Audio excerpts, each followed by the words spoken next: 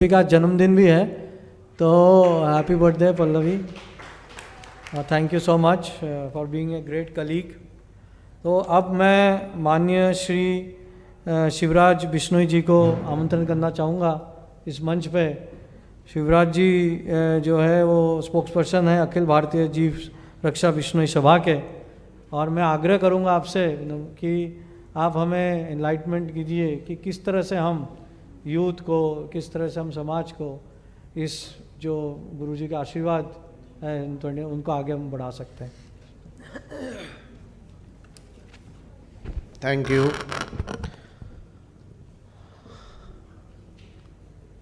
आदरणीय गुरुजी सच्चिदानंद जी के चरणों में वंदन। खेजड़ी फाउंडेशन के बहन ममता जी, पल्लवी जी को बहुत बहुत धन्यवाद कि इन्होंने इतना सुंदर कार्यक्रम किया। सम्मानित सभी पर्यावरणविद, मैं मेरी बात को जैसे कि गुप्ता जी ने बताया है, मैं अखिल भारतीय जीव रक्षा बिश्नोई सभा, जो कि बिश्नोई समाज का एनवायरनमेंट और वाइल्ड लाइफ पर काम करने वाला सबसे पुराना संगठन है, और वो संगठन इतनी ऊंचाई तक है कि उसकी गाज आज पूरे विश्व में है। इस संगठन के अगर मेंबर्स माने, सदस्यता माने, तो लगभग 30 लाख है। प्रत्येक बिश्नोई इस संगठन का सदस्य है, क्योंकि ये समाज का सबसे पुराना संगठन। इस संगठन के संस्थापक संत कुमार जी राहड़ थे, जो प्रधानमंत्री पुरस्कार से पुरस्कृत थे, और उन्होंने पर्यावरण की दृष्टि से इस समाज को एक बहुत अच्छी दिशा दी। 1978 में यह संगठन खड़ा हुआ। इसका मुख्यालय पंजाब हाबोर में है।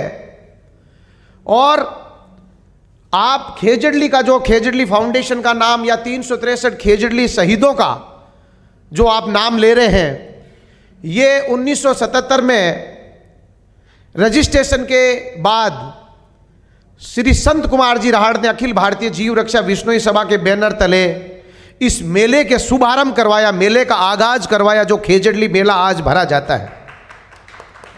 इस मेले के अंदर जो शहीद स्मारक बना हुआ है, उस स्मारक पर आज भी परंपरा है, जब तक अखिल भारतीय जीव रक्षा बिश्नोई सभा का राष्ट्रीय और प्रदेश के पदाधिकारी जब तक मिलकर उसका ध्वजारोहण नहीं करेंगे, तब तक मेले का शुभारंभ नहीं होगा।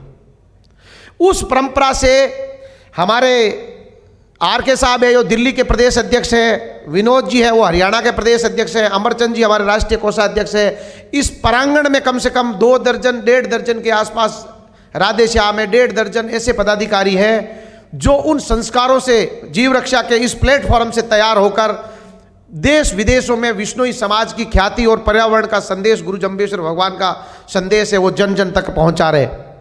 मैं उस संगठन में लंबे समय से, जिले के उपाध्यक्ष से लेकर प्रदेश संगठन मंत्री, 10 साल प्रदेश अध्यक्ष रहा, प्रदेश राष्ट्रीय संगठन मंत्री रहा, आज मैं राष्ट्रीय प्रवक्ता के पद से मैं इस संगठन में अपनी सेवाएं दे रहा हूं। हमने चाहे बड़ों पल का कार्यक्रम हो, उसमें भी मेरी उपस्थिति है, और अखिल भारतीय जीव रक्षा बिश्नोई सभा के बैनर तले विनोद जी ने इस पूरे केस को लड़ा है। विनोद जी ने कहा है कि बड़े संगठन का हमें सपोर्ट चाहिए। जिस संगठन ने भी, जैसे आज बहन ममता जी ने कहा है कि हमारी सभा का क्या रोल, हमारा संगठन जो तैयार हुआ है उसमें क्या आप सहयोग दे सकते हो, हमारा दिल खुला है, और हम चाहते हैं कि बिश्नोई नहीं, अदर कम्युनिटी से भी बहुत से लोग हैं जो बिश्नोइयों पर रिसर्च कर रहे हैं, पर्यावरण के क्षेत्र में काम कर रहे हैं, उन लोगों का भी हम दिल खोल के उनका पूरा सहयोग कर रहे हैं और सहयोग करते आ रहे हैं। हमारे खम्मू राम जी हैं, राधे श्याम है, विनोद जी हैं, आर.के. साहब है, अभिषेक है, ये हमारे पर्यावरण के कुछ इस टाइप के एग्जाम्पल हैं जो कि अलग अलग क्षेत्रों में काम करते हैं। मैंने अलग अलग जगह संघर्ष किया है। मैं सबसे ज़्यादा, राजस्थान है, वो बहुत बड़ा क्षेत्र है, और शिकार की घटना बहुत ज़्यादा होती है भाई साहब। शिकार की घटनाओं को रोकने के लिए जो शिकार करने वाली प्रजातियां हैं, जैसे बावरी जाति है, वो हिरणों का भी शिकार करती है, मोरों का भी शिकार करती है, खरगोश का भी, वाइल्ड लाइफ में जैसे गोडाउन है, सभी का शिकार होता है। और शिकार का विरोध करने के लिए, चाहे वो अरब के शेख हो, अगर वो जैसलमेर आकर गोडाउन का शिकार करते हुए पाए गए, राजा महाराजाओं ने उनको बुलाया तो उनका विरोध करने वाले सबसे पहले विश्नोई थे। और हिरणों के शिकार की घटना में 2004 से, आपको इस बार मैं पूरा मेरे डॉक्यूमेंट नहीं लाया हूं, हो सकता है मेरे 2 या 3 घंटे की वीडियो विजुअल हो जिसमें नेशनल चैनलों के टीवी की खबरें हों जिनमें शिकारों को हमने मौके पर जाके पकड़ा है और नेशनल चैनलों ने उसको जबरदस्ती एक प्रचार प्रसार के माध्यम से आज ऐसी अवेयरनेस फैल चुकी है कि कोई भी पॉलिटिशियन पहले थानों में फोन करके शिकारी को छुड़वा देते थे।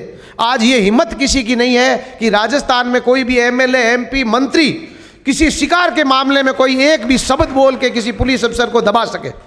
ये माहौल खड़ा किया हमने। एनवायरमेंट पर हमने जैव विविधता को संरक्षण के लिए, अभी मैं रिसेंटली जो भी मेरे सोशल मीडिया से जुड़े हुए लोगों को पता है कि जब से सोलर नीति आई, इस नीति के अंदर without any environment impact assessment के, हम कहते हैं ये ग्रीन एनर्जी और हमें कहते हैं कि इसको बढ़ावा देना चाहिए, परंतु जिस जगह कोई नुकसान हो रहा हो उस नुकसान का आकलन करने वाले विभाग, कम से कम हमारे वन विभाग और इस क्षेत्र में वन्य जीवों को संरक्षण देने के लिए कम से कम 50 विभाग बने हुए, अलग अलग विभाग बने हुए, परंतु किसी ने भी उनकी चिंता नहीं की। आप सोचिए, एक एग्जाम्पल देता हूं, उसमें सारी चीजें समाहित हो जाएगी कि 500 या 5000 बीघा जमीन का क्षेत्रफल एक्वायर करता है सोलर कंपनी। उसके तहत जितने भी वाइल्ड लाइफ है उनको सबको बाउंड्री के द्वारा कवर करता है। सबसे पहले कवर करने के बाद में नेचुरल हैबिटेट है, कोई भी जानवर है, रेप्टाइल है या बर्ड्स है, वो अपना नेचुरल हैबिटेट नहीं छोड़ना चाहेगा किसी भी सूरत में एंड डेथ तक। तो उनको वो बाउंड्री पैक इसलिए करते हैं कि अंदर वो मरे, उनको मारा जाए या शिकारी कुत्ते लगाया जाए या उनका शिकार कर लिया जाए, कोई बाहर से देखे नहीं। अंदर की जो लेबर है वो बाहर की लेबर है, उनको कुछ भाषा भी समझ में नहीं आती, ना उन पे वाइल्ड लाइफ के चेतावनी बोर्ड लगाए हुए हैं। इस तरीके से उन्होंने ऐसे क्षेत्र में संरक्षित जितने भी वन्य जीव थे उन सब जीवों को खत्म कर दिया। हमने बार बार गवर्नमेंट से कहा कि इस टाइप के हमारे जानवर है इसके अंदर फंसे हुए, तो हमने फलोदी के अंदर जिला कलेक्टर सहित सारे प्रशासनिक अधिकारियों को लाकर मौके पर हिरणों को दिखाया और उसके अंदर पैक थे। सर्कुलर निकला कि अगर पैक है तो उनके विरुद्ध वाइल्ड लाइफ एक्ट के तहत मुकदमा दर्ज करना चाहिए। वन विभाग ने कुछ नहीं करवाया। फिर हमने हमारे सोर्स से प्रमाण देते हुए, क्योंकि वन विभाग को प्रमाण भी देने पड़ते हैं, वो भी विश्नोइयों को देने पड़ते हैं कि ये विभाग विश्नोई चला रहे, तो उसके ऊपर हमने नेचुरल हैबिटेट में और हिरणों को कैद करने के मामले में 3 मुकदमे ऐसे कंपनियों, सोलर कंपनियों पर दर्ज करवाए। जैसे ही हमने मुकदमे दर्ज करवाए, उन्होंने जितने भी जानवर थे उन जानवरों की सुरक्षा के लिए गार्ड लगा दिए, पूरे सारे कॉरिडोर खोल दिए, तारबंदी खोल दी और उन हिरणों को बाहर निकालने लगे। और गर्मी का टाइम था, जब पैक कर दिए तो अंदर पानी नहीं मिल रहा था, तो पानी के लिए उन्होंने वाटर पॉइंट बना दिए, उनकी फोटो खींच के हमें डेली भेज रहे हैं, रिपोर्टिंग डेली कर रहे हैं, चेतावनी बोर्ड लगा दिए गए और यहां तक ये कह दिया कि भी कोई भी हम पेड़ काटेंगे या कोई भी जानवर अगर इसमें कैद हो जाता है तो मानव एम्बुलेंस, वाइल्ड लाइफ की एम्बुलेंस या वेटनरी एम्बुलेंस नहीं, आदमियों की एम्बुलेंस में उन जानवरों को हॉस्पिटलों तक पहुंचाने का काम भी वही कर रहे हैं। वो काम क्यों हुआ कि हम लोगों ने इसका पीछा किया। हमने 4 मुकदमे दर्ज करवाए। उन धाराओं में मुकदमे दर्ज हुए जो एक जाली को हंटिंग इंस्ट्रूमेंट के रूप में लिया है और उनको कैद करने के मामले में वन अधिनियम के अंदर प्रावधान है। अपने प्रावधान ठीक है, पर उन प्रावधानों के ऊपर स्ट्रिक्टली एक्शन नहीं होता और एक्शन नहीं होने की वजह से शिकार की घटना इतनी भारी हो गई है जिसमें आप ये मानोगे नहीं कि टाइगर और गोडाउन और चिंकारा और ब्लैक बक ये सभी वन्य जीव की श्रेणी फर्स्ट के जानवर है, परंतु केवल गोडाउन को, टाइगर 2 को ही अनुदान मिलता है, बाकियों को अनुदान नहीं मिलता। जैसे मंत्री जी सुबह बता रहे थे, ताल छापर की घटना है। ताल छापर के अंदर हम पिछले 20 सालों से संघर्ष कर रहे हैं कि वो गुरु जम्बेश्वर भगवान का ननियाल है, माता हंसा देवी का पियर है ताल छापर, और वहाँ हिरणों के रहने के पीछे रीजन गुरु जम्बेश्वर भगवान की और विष्णुइयों की बड़ी आस्था है। वहाँ पे क्या है कि क्षेत्र कम पड़ गया, हिरणों की संख्या ज़्यादा हो गई, तो वहाँ पे एक नेचुरल चीज़ यह है कि पानी नीचे खा रहा है, ग्राउंड वाटर नहीं है, परंतु गोपालपुरा की पहाड़ियों से जो पानी आता है ऊपर से, वो पानी पूरे तालाब के अंदर पीने के लिए तालाब भर जाते हैं और वहाँ एक मोथिया नाम की घास होती है, उस घास में बहुत अच्छी पौष्टिकता होती है, वो हिरण बचते हैं। हमने क्षेत्रफल बढ़ाने के लिए कहा। दुर्भाग्य वन विभाग का ये रहा कि इको सेंसिटिव जोन होता है। इको सेंसिटिव जोन उसको कहते हैं कि अगर आपका हिरण जब आपके खाने पीने का आइटम खत्म हो जाता है वो कितनी दूर विचरण कर सकता है, वो 10 किलोमीटर। इको सेंसिटिव जोन 0 से लेकर 10 किलोमीटर था उसका। वन विभाग ने मिलकर खनन माफियाओं के साथ मिलकर उस इको सेंसिटिव जोन को गलत रिपोर्ट भिजवा के भारत सरकार से नोटिफिकेशन भिजवा दिया और उसको इको सेंसिटिव जोन कर दिया 0 किलोमीटर। इससे उस हिरणों के ऊपर खतरा मंडरा गया, ऊपर से आने वाला पानी को अवरुद्ध कर दिया क्योंकि वहां खनन क्षेत्र पैदा हो गया। तो मैं भास्कर को इस मंच के माध्यम से धन्यवाद देता हूं कि भास्कर ने हमारी खबर को उजागर किया और हाई कोर्ट से हमें स्टे मिला। आज इको सेंसिटिव जोन के लिए ताल छापर में स्टे मिला हुआ है और वन्य जीव देहरादून की संस्था के द्वारा सर्वे करवाकर वापस इको सेंसिटिव जोन को वापस रेगुलाइज करने के लिए वापस हाई कोर्ट ने उनके ऊपर लताड़ लगाई है। ऐसे बहुत से कारण हैं। वन विभाग है वो रियल में, हमारे पत्रकार भाई साहब कह रहे थे कि ये अगर वन विभाग नहीं हो तो ना तो पेड़ों की कटाई होगी और ना ही वन्य जीवों का शिकार होगा। वन विभाग ने बड़ी नेग्लिजेंसी पैदा की है। हम चाहते हैं कि वन विभाग हमारे साथ समन्वय बना के रखे। हम अवैतनिक कर्मचारी है, 30 लाख अवैतनिक कर्मचारी है हम।